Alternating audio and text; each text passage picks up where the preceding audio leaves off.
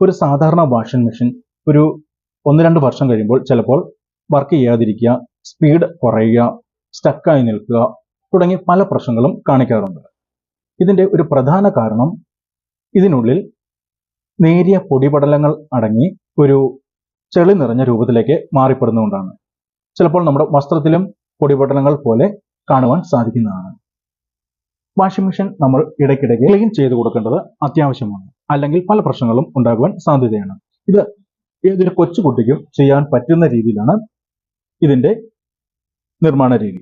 Washing മെഷീൻ്റെ top cover ഉയർത്തുക. ഒരു കാര്യം ശ്രദ്ധിക്കുക, ഒരു സ്റ്റാർ ടൈപ്പ് സ്ക്രൂ ഡ്രൈവർ നമ്മുടെ കയ്യിൽ ഉണ്ടായിരിക്കണം. ഓപ്പൺ ചെയ്തതിന് ശേഷം നേരെ താഴെ കാണുന്ന റൗണ്ട് ഭാഗത്ത്, അതായത് റൊട്ടേറ്റ് ചെയ്യുന്ന ആ ഭാഗത്ത് നടുക്കായി ചെറിയൊരു ബൗൾ പോലെ കാണാവുന്നതാണ്. ഒരു ചെറിയ screw driver, minus screw driver വെച്ച് നമുക്കിത് മുകളിലേക്ക് തട്ടിച്ചാൽ പോരുന്നതാണ്. ഇപ്പോൾ നമുക്ക് ഇവിടെ ഒരു സ്ക്രൂ കാണാൻ സാധിക്കുന്നതാണ്. ഈ സ്ക്രൂ ഡ്രൈവർ ഉപയോഗിച്ച് റിമൂവ് ചെയ്യുക.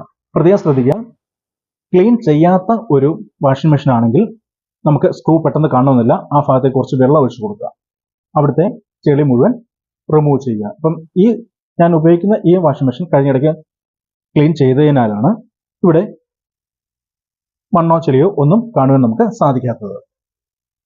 അതിനുശേഷം സ്ക്രൂ ലൂസ് ചെയ്യുക.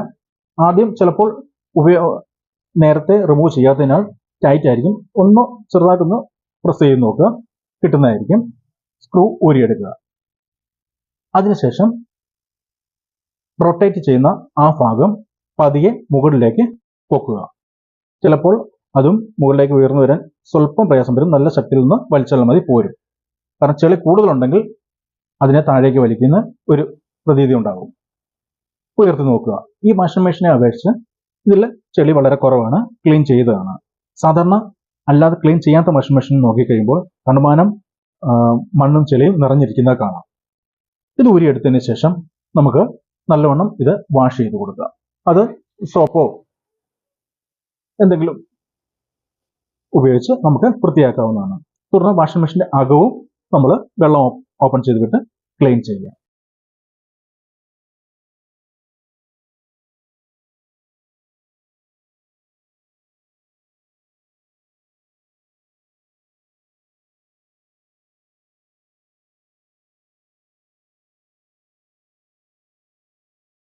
ആ സ്ക്രൂവിൻ്റെ പൊസിഷൻ നോക്കി ആ റൗണ്ട് ഭാഗം നമ്മൾ വാഷിംഗ് മെഷീനിലേക്ക് ഇറക്കി വയ്ക്കുക.